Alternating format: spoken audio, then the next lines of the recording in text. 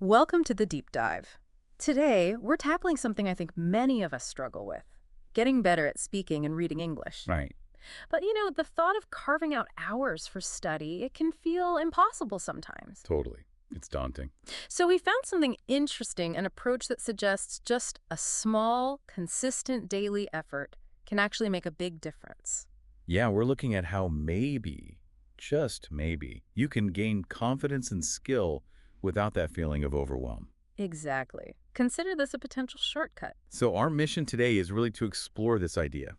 10 minutes, just 10 minutes of daily practice. Can it work for English learners? We're diving into this based on some solid experiences and advice specifically from the English Flow podcast. Right. This isn't just theory. They shared some practical We're stuff. focusing on their episode, Read and Speak English with Me, 10 Minutes Daily Practice. The hosts, Emily and Jason, had some really actionable tips. And we want to unpack why their method seems, well, so effective. Okay, so first things first. I bet a lot of you listening are thinking, 10 minutes? Seriously? Yeah, that's the natural skepticism, isn't it? Can such a tiny amount of time really make an impact? It does seem small. I mean, with everything else going on, 10 minutes feels like, well, almost nothing. A drop in the ocean. Yeah, but let's look at the reasoning Emily and Jason gave. The first thing is psychological, I think. Mm. 10 minutes just sounds doable. It lowers the barrier to entry, right? You're much more likely to actually start. That's a huge point. Reducing that initial, I don't have time feeling and, thinking about habit formation. Starting small is key. Exactly. It's Right. way more sustainable. Plus, they mentioned focus. In that short burst, you're likely much more concentrated. Okay, yeah, I can probably focus hard for 10 minutes, Yeah. an hour. Maybe not so much after work. Right. And then there's the consistency argument. This was big for them.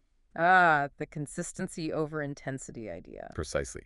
Doing a little bit every single day builds up more effectively than, say, one long session once a week that you might dread or skip. It's like building muscle, I guess. Small, regular workouts. Kinda, yeah. It creates that rhythm, that habit, and there's this momentum aspect too. Momentum. How so? Well, by making it just 10 minutes, you get an easy win each day. That feels good. Uh-huh. Positive reinforcement. Yeah. And that might actually make you want to do it, maybe even go a bit longer sometimes naturally once you get into it. Okay, okay. Yeah. The why makes a lot more sense now. It's about psychology, focus, consistency. And building momentum. Right. So let's get practical. The what. What are you supposed to do in these 10 minutes? Emily and Jason kept it really simple. Basically split it. Yeah. About 5 minutes for reading Okay. and about 5 minutes for speaking. 5 and 5. Got it. So the reading part, what kind of materials are we talking about? War and Peace. Huh. Definitely not. No, they suggested keeping it short and easy to digest. Like, Think short articles, yeah. maybe a paragraph or two from a book you like, even just news headlines. The main thing isn't complexity. So what is the main thing? It's how you read it. They were really clear on this. Read aloud. Oh, interesting. Not just silently in your head? Nope. Reading aloud is crucial. Why is that so important? Well, it engages more of your brain. You see the words, you say the words, you hear the words. Ah, okay. Multisensory. Exactly. It helps you internalize the rhythm, the flow, the intonation of English. It's direct practice for your pronunciation and builds speaking confidence. You're kind of training your mouth and ears at the same time. Precisely. It's a much more active process than silent reading. I can see that. Okay, so that's the reading 5 minutes. What about the speaking 5 minutes? Their advice was super direct. Talk about what you just read. Just summarize it. Pretty much. Summarize the main points Hmm? or just explain what you understood. Imagine you're telling a friend about it. Keep it simple. Did they give an example? Yeah, they did. Like, if you read a short bit about healthy eating, Mm-hmm. maybe drinking more water, cutting sugar, your speaking practice could just be, okay, I read about health. It said water is good, don't eat too much sugar. Something like that. So really basic sentences are fine. No need for fancy grammar. Absolutely fine. They stress that. Simple language is okay. Grammar mistakes are okay at this stage. Hmm. The main goal is just speaking. Keep talking. Get the engine running, basically. Exactly. Yeah. Get comfortable forming sentences and expressing thoughts, even simple ones. Okay. Now, I know a big hurdle for learners is often vocabulary, that feeling of, I just don't know enough words. Yeah, that's a classic. What did Emily and Jason say about that? Their advice was really encouraging, actually. They said, use the words you do know. Don't stress about perfection. Right. Don't get stuck trying to find the perfect or most advanced word. Just use what you have. Build simple sentences. Fluency first, sophistication later. Makes sense. Build the foundation. Yeah. Okay, another common one.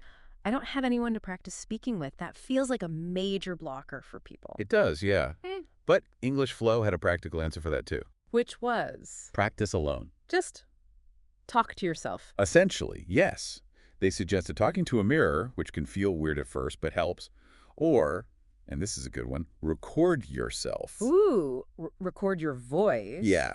Record yourself speaking, then listen back. I can see how that would be helpful, if a bit confronting initially. Maybe a little. Yeah. But it gives you objective feedback. You hear your hesitations, your pronunciation, things you might not notice otherwise. It's powerful self-assessment. Okay, good tip. So practicing alone is definitely viable. Absolutely. Now, beyond just doing it, Emily and Jason had tips to really maximize those 10 minutes. Make them count. Okay, I'm all ears. How do we level up the 10-minute practice? First off, use a timer. A timer. Why? Set it for 10 minutes. It keeps you focused, creates a little boundary, helps you really dedicate that time without drifting off. Right. Keeps you on task. Makes sense. Well, What else? prepare your materials beforehand. Ah, so you don't waste time searching. Exactly. Have your article saved, your book page marked, your app ready. Removes that little friction point so you can just jump in. Smart. Less procrastination. Definitely. Another great tip, record yourself regularly. Maybe once a week or even once a month. To track progress. Yes. You can actually hear the improvement over time. It's tangible proof you're getting better, which is hugely motivating. I bet that feels really good, actually hearing the difference. For sure. They also suggested something interesting, repeating the same text. Reading the same thing again on another day. Yeah. Don't just read something once and move on. Read it again the next day. It helps reinforce vocabulary, and you start noticing more nuances. Deeper learning, not Yeah. just wider coverage. Exactly. It's about solidifying things. But that said, they also recommended variety in topics over time. So don't only read the same thing over and over. Right. Mix it up. Read about sports one day, science the next, maybe a short story. Keeps it interesting and broadens your exposure. Keeps things fresh. Good point. And the final tip, maybe the most important one. Let me guess. Consistency. You got it. Consistency is king. Try really hard not to skip days. Even if you're busy or tired. Even then. They said even doing just 5 minutes is way better than skipping entirely. Maintain that daily contact with English. Build the habit. Okay, that's a great set of practical tips. Now, you mentioned they gave a demo in the episode. Yeah, quick one. Emily read a simple paragraph aloud first. What was it? It was, "The sun rises in the east and sets in the west. Every morning people wake up and start their day. Some go to work while others go to school. The morning is a time of energy and new beginnings." Nice and simple. Okay. And then Jason summarized it. Yep. His spoken summary was something like, "I just read a paragraph about the morning. It talks about how the sun rises in the east. People start their day in the morning. Some go to school or work. It says mornings are full of energy." What's the key takeaway from seeing that example in action? For me, it's the simplicity and the naturalness. Jason didn't try to sound like a textbook. He just used his own simple words to explain the main ideas. No complex sentences, no striving for perfection. It showed the goal is communication and flow, not flawless grammar right away. It makes the whole thing feel much less intimidating. Exactly. It shows you can start right where you are with the English you have now. Absolutely. It really drives home that this isn't just for advanced speakers. Anyone can do this. Totally. So as we kind of pull this all together, The main message, really, is the surprising power of that consistent, short burst of practice. Just 10 minutes a day reading aloud, then speaking about it, can genuinely move the needle on your English skills. and the big encouragement from English Flow seems to be just start. Don't wait for the perfect time or for hours to magically appear. Exactly. Start today. Those small daily steps really do add up over time. You will see progress. It's about building that consistent habit. And who knows, like Emily and Jason hinted, maybe this 10-minute routine becomes a springboard for more structured practice later on. It's a great foundation. So, for everyone listening, seriously consider finding those 10 minutes. Give it a try. Commit to it for a month, maybe. Yeah, see what happens. You might really surprise yourself with how much difference it makes. And just as a final thought to leave you with, think about it.